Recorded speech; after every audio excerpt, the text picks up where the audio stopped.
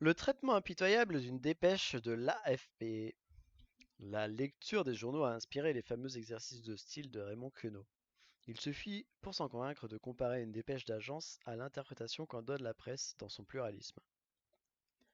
Le rédacteur fait diversier de l'agence France Presse vient de rédiger son information. Installé à sa table, il nous la lit. Donc l'AFP.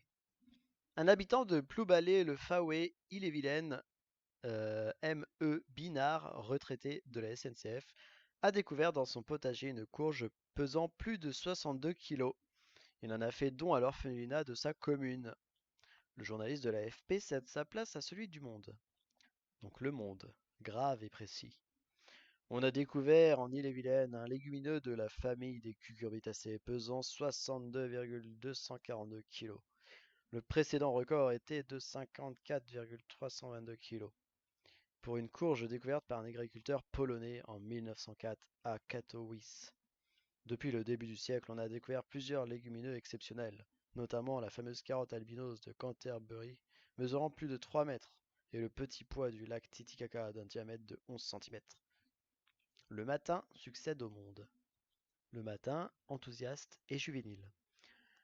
Grâce aux efforts sans précédent accomplis par le gouvernement en matière de prestations sociales, un retraité d'une entreprise nationalisée a pu faire pousser dans son potager une courge de 62 kg qu'il a généreusement offerte au service d'aide sociale laïque et publique de sa commune. Jamais avant le 10 mai 1981 on avait fait une telle découverte. On voit donc que, contrairement à certaines allégations de l'opposition, la politique du gouvernement porte ses fruits et légumes. Le Figaro remplace le Matin. Donc le Figaro ému. Un brave retraité d'Ille-et-Vilaine, monsieur E. Binard, a réussi malgré le marasme dû à la mauvaise gestion de la coalition socialo-communiste à cultiver une courge de 62 kilos qu'il a gracieusement offerte à l'orphelinat libre et privé de sa commune. Ce geste d'un ancien cheminot prouve l'impopularité montante de la politique de restriction des libertés de l'actuel gouvernement, qui ne durera sûrement pas jusqu'en 1986. Après le Figaro, voici Minute. Donc Minute sur un ton indigné accusateur. Encore un scandale, profitant grassement de l'hospitalité des vrais Français, ceux qui travaillent. Un inactif d'origine douteuse, Émile Binard, ou plus vraisemblablement Amil Benhar, a scandaleusement profité des prestations sociales qui devaient bénéficier aux seuls authentiques français pour cultiver une courge de 62 kilos qu'il va probablement envoyer dans son pays. Une fois de plus, les étrangers mangent la courge et les Français boivent le bouillon. Dans le respect du principe de l'alternance, l'humanité prend la relève de Minute.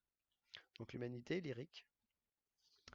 Grâce au puissant mouvement revendicatif dû à l'action concertée des masses populaires et démocratiques du pays, un ancien militant de la SNCF a découvert dans sa cellule potagère une courge de 60 kilos qu'il a réussi à offrir au centre socio-éducatif Pablo Neruda de sa commune, mettant ainsi en échec les sournoises visées du grand capital qui convoitait le légume pour augmenter encore ses scandaleux profits.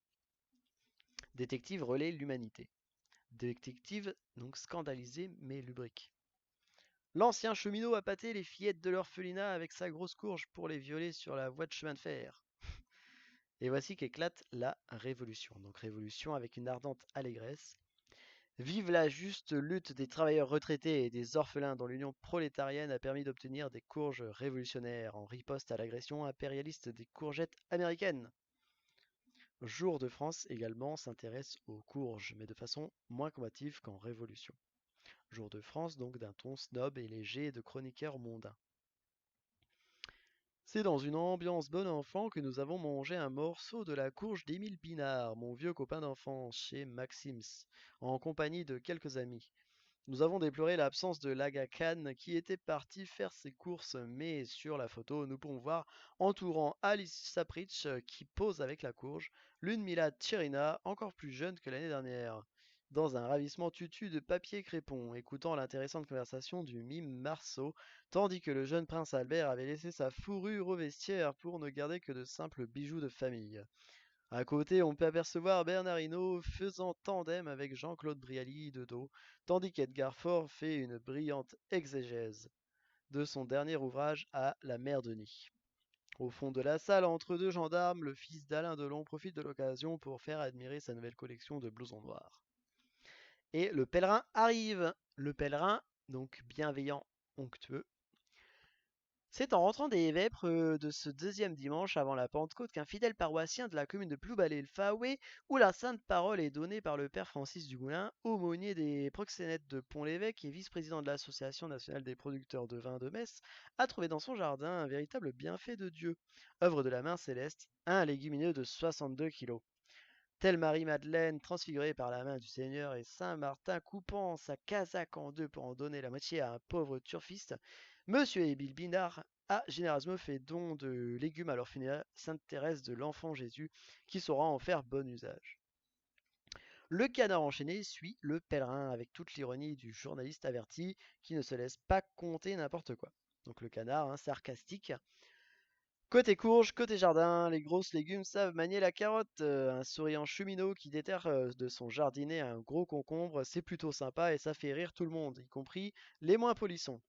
Là où ça se corse, c'est quand on apprend que le découvreur de courge est un ancien FTP qui avait fait quelques petits stages de formation continue dans les chantiers de jeunesse du maréchal avant la rupture du pacte germano-soviétique et que là-bas il avait fait des connaissances dont il ne serait agréable à personne de savoir les noms. Comme le vieux Mimile voulait faire des confidences sur ses vieux jours, le contre-espionnage et les renseignements généraux se seraient mis sur le coup pour lui acheter son silence avec le mérite agricole. Affaire à suivre. Une telle revue de presse ne serait pas complète si nous ne donnions également le point de vue local. Voici donc en conclusion l'indispensable version de la dépêche d'Ille-et-Vilaine. Donc la dépêche d'Ille-et-Vilaine d'un ton fier et chaleureux. C'est notre sympathique vice-président de l'APRDBCO, l'amicale des plus rapides déboucheurs de bouteilles de cidre de l'Ouest, qui a découvert dans son jardin la courge du siècle. J'ai d'abord cru, nous raconte le souriant retraité, que c'était ma femme qui était allongée dans l'herbe, sur le ventre, mais en tâtant, je me suis rendu compte que c'était beaucoup plus ferme. Cette découverte a provoqué un vif émoi dans notre commune, qui est assiégée tous les dimanches par de nombreux touristes. Sur notre photo, monsieur Eubinard, bon enfant, fait tâter sa courge aux orphelines à qui elle est destinée, sous les yeux bienveillants de sa femme. À Ploubalé le Faoué, c'est vraiment la courge au miracle. Philippe Chevalier, Jean-François Derek, Taxi. Extrait de Les fous rires du théâtre de Bouvard, édition JC Lattès 1984.